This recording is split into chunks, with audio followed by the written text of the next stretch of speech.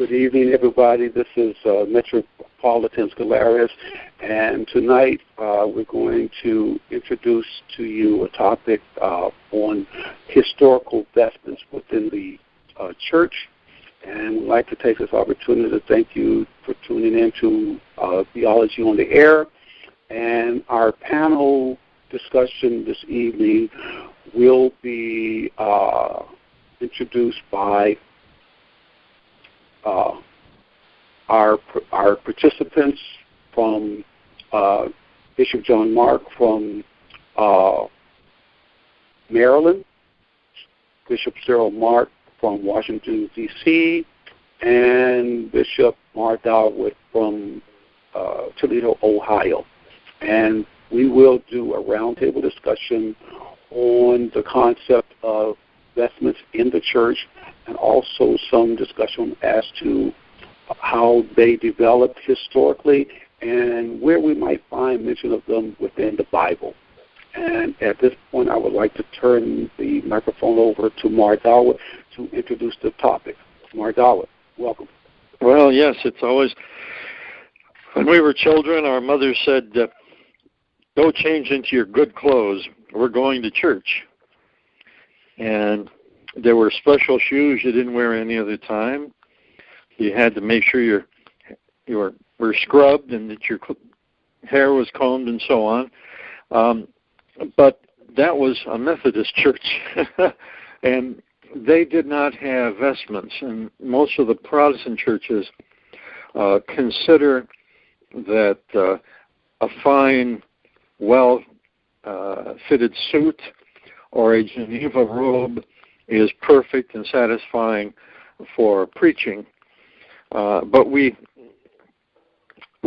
consider Christianity most properly when we realize that it is an outgrowth of the Judaic traditions. And when we read the Levitical codes, we are amazed at how exacting and precise the descriptions of the vestments for the priesthood were.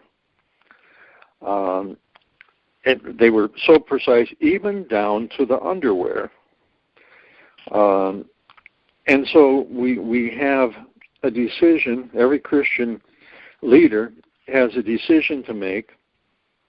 How closely do we observe God's regulations in this regard? There was a period in the history of the church during persecution when vestments were not worn. Obviously, if you wore your chasuble down the street on your way to the catacombs, you might just be detained by the legionnaires. So we can understand why they suspended use of them in the priesthood. In considering that, we also have to remember the parable of the wedding guest cited in both Matthew and Luke, and interestingly also in the Gospel of Thomas, that Gnostic Gospel that we consider not to be part of the canon. That document also quotes this, but the idea of this parable was that there was a wedding guest, and there was one person who attended and did not have a proper wedding garment, a robe. And the king enters, and he finds the man improperly dressed, and he asks him, how did you come to be without a proper garment? And the man had nothing to say. He couldn't answer. And so the king ordered him to be thrown out into the street where there is weeping and wailing and gnashing of teeth, which seems like a harsh sentence. But it goes to show how significant an issue this is. Now, most Protestant theologians consider that to be merely symbolic, that the robe is the robe of righteousness. But they also ignore the fact that the Eucharist is the Eucharist that we celebrate typifies the wedding supper of the Lamb. So if indeed we are celebrating something that is the type of that great banquet that we all have every hope of attending, then we must not appear without a proper wedding garment. There's a little quotation in Psalm 95 or in Psalm 96, if you have that numbering of them, which you can easily overlook it if you're not tuned into it. And starting in the second half of verse 8, it says, offer sacrifice and enter his courts. Worship the Lord in holy attire. Other translations say holy array. And others just say holy courts. They repeat courts again. But most of the translations indicate garments at that point. So I think the significance of all of this is that it is proper to wear holy attire during the sacrifice of the Divine Liturgy. And I'll relinquish the dais for the next commentator.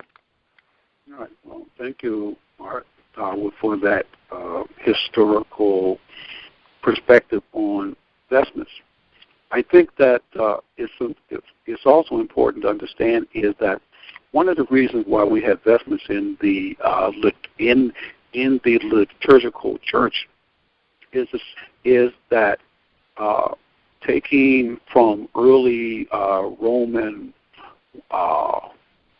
citizens who were wealthy is that it was the point about dressing ourselves up because we were doing a divine service for God, and we borrowed certain apparel from the wealthy as a way of showing our veneration for the temple. And also, I think it's important to look at where we find this within the Bible. We find it in the book of Leviticus.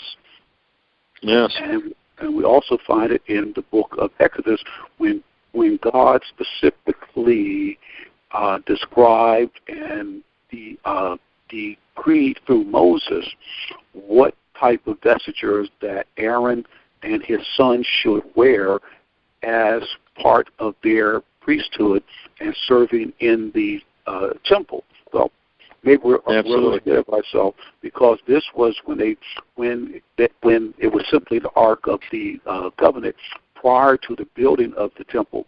But people outside of the liturgical church often wonder why we dress up and why we spend so much, put so much emphasis on this.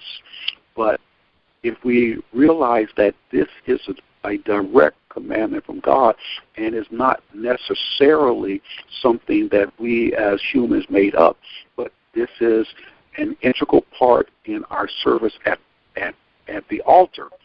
And so God specifically instructed Moses that this is what you will do. These are the materials that you will use, and this is the purpose. And as I had said earlier, in later times, beyond the Jewish Levitical priesthood, that the Christians began to model their vestments with the same intention as that described in the book of Leviticus, but they use more contemporary clothing or articles. So that is some history of it, and it shows that it does have a biblical foundation, which is something that many Protestants disagree with, or that they accuse of not being biblical. So, Cyril, a typical argument. Yes, I was going to say a typical. We have a little delay with the satellite transmission. The typical Protestant argument against vestments goes something like, Christ didn't wear vestments. He was a simple, humble man, and so forth. And vestments are of the nobility and are haughty and proud, and Christ was humble and loving. But actually, in the account of the Passion of Christ, we see that a superb garment was provided during their mockery of him, and that garment was a seamless garment of the type worn by the priesthood in the Old Testament church, and that garment was so valuable that when they stripped Christ to crucify him, the soldiers cast lots for it. It was that valuable of a commodity. So, in fact, Christ being offered on the cross in sacrifice did approach that sacrifice wearing a proper ennobled garment. Right. Thank you. And it's really interesting because when we look at the sash that the priest or the bishop wears around his waist, that is also considered to symbolize the towel that Christ wore about his waist when he washed the feet of the disciples. And so there is that liturgical and historical connection. Absolutely. And one of the other things is that in the priesthood, both the bishop and the priest, they wear what is called an alb or a citrion in the Greek church, which is a white robe that they wear beneath all of their other vesture. And this is considered to be the baptismal robe, and according to Father Thomas Hodko, who you can listen to on Ancient Faith Radio, is that he insists that because it was the baptismal robe, that the alb or the citrion should only be represented in the color white, because that is the holy vestment and that is the robe of salvation. Does anybody else like to jump in and give some historical perspective? Yes. One of the great things about a vestment is that vestments are set apart and they are blessed by the church to excite good thoughts. And it takes away from people looking at you in a sexual way, other way. It gives you an identification of being holy along with your holy vestments and not looking like a pimp or a businessman. And so when those that in the neighbor in the congregation are looking at you, they see holiness. And it kind of keeps their mind on what they are there for during the liturgy, moving towards God. That's right. Right. And I think what you make a very good point is that these particular clothing or articles of clothing is because they are used in the liturgical worship, specifically the Divine Liturgy, that they become holy and they are no longer just ordinary articles of clothing. And this is true for everything that is placed on the altar during the offer of the lamb.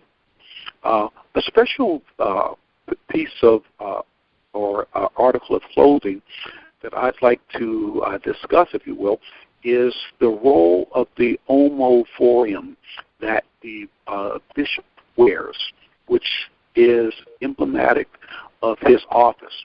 And in the Roman Church, what we see as a similar article of office for a bishop is called the pallium, which is made of pure white wool. This is a symbol of their office. And what is really interesting, especially from the Orthodox perspective, is that when the bishop takes under his wings a priest, a deacon, or one of the faithful, that it is called placing them under the protection of his omophorium, which is his priestly office, which is similar to coming under the robe of Christ. So, Cyril, what is your offering this evening? I like to regress back to that